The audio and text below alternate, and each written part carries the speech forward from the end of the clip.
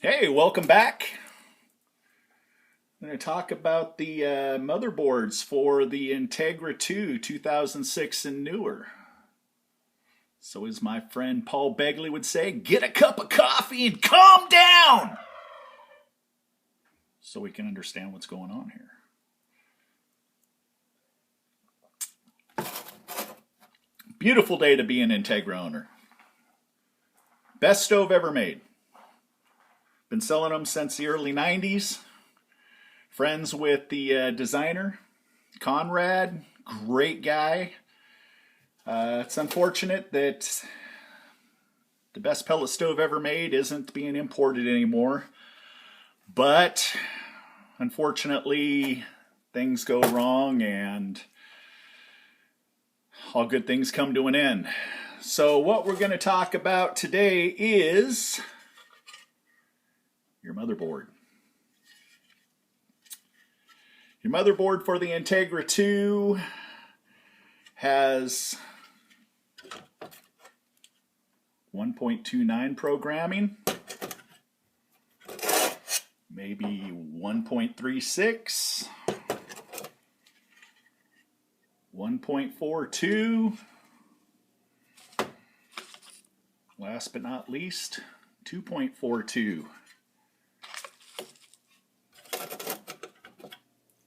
You're probably taking a look at this video because your stove's acting up, not working properly.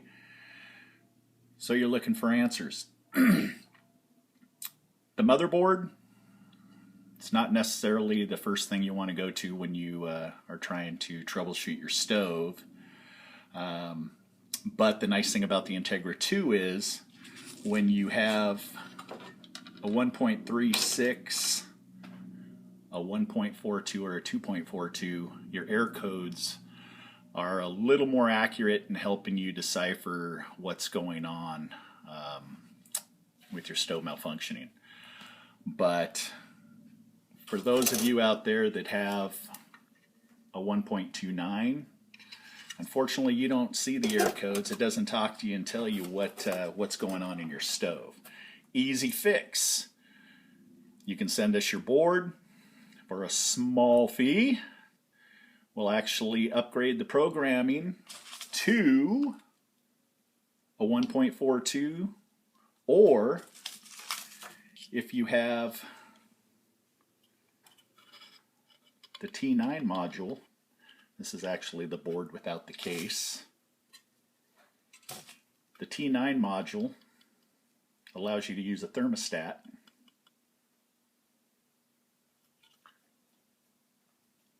And this works on the 2.42s. First thing we want to talk about is, well, I'm not going to get into error codes because if you take a look on YouTube, you'll actually see that I put a video on about error codes. So let's not get into the error codes.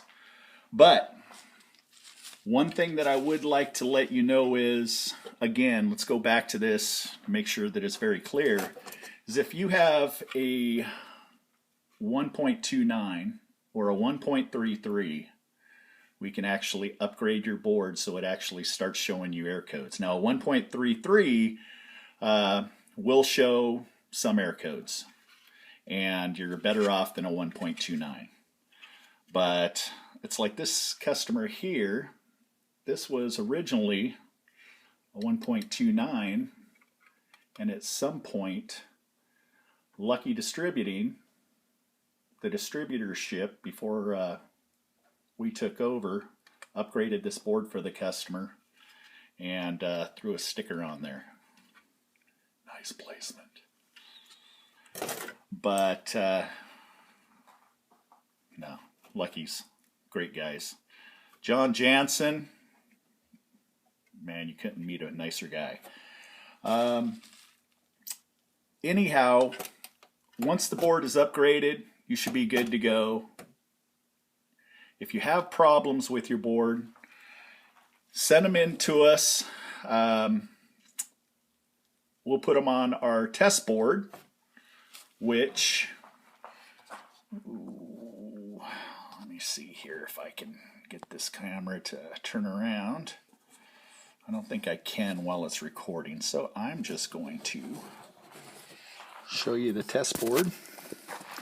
So we have a test board that we put the control board on, and I'll do a video showing the test board in action, but it will tell us exactly what's wrong with your board by the time we're done.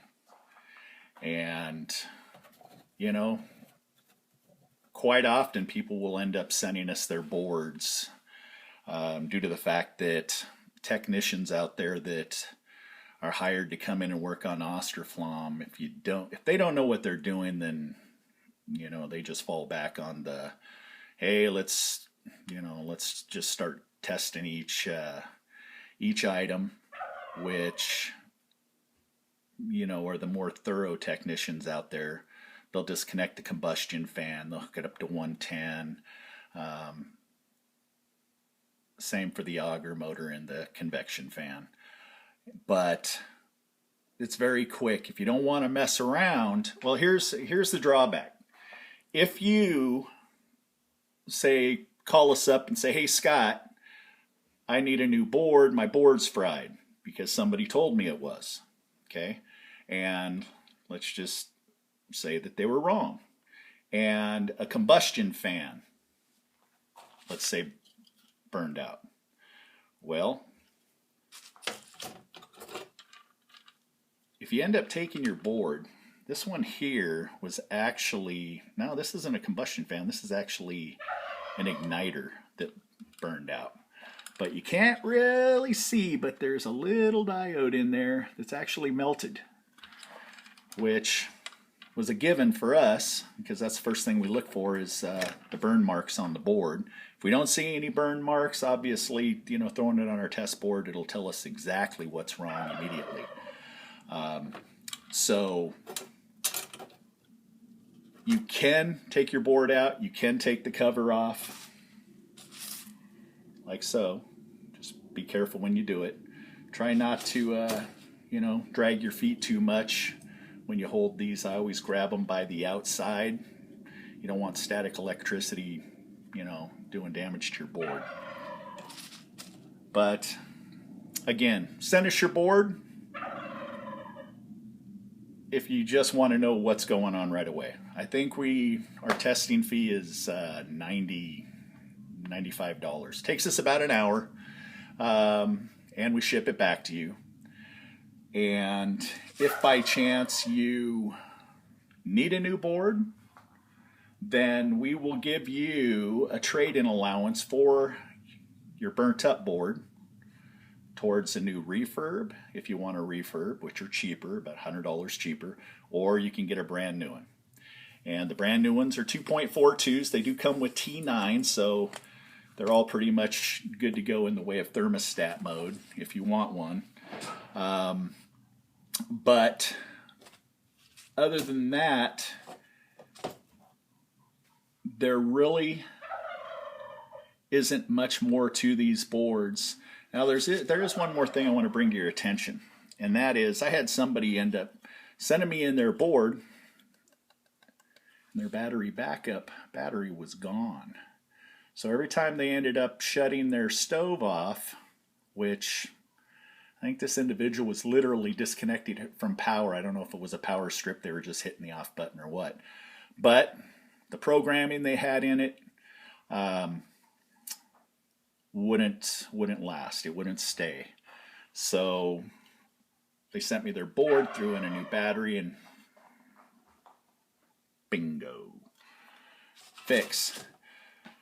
So if you have any board questions, give us a call. This video is almost 10 minutes, so I'm going to wrap it up. Error codes. Look at my video. Once you get some ideas as to what's going on, you give us a call. We'll help you out. 1-800-348-1021. Email us at offgridstoves with an S at gmail.com. My wife and I are owner-operators, so, you know, if we're not distributing products, selling stoves, fireplaces, you know, whatever, out in the field, email will get to us the fastest because we're constantly checking our email and responding. So thanks a lot for watching, and have a wonderful day. See ya.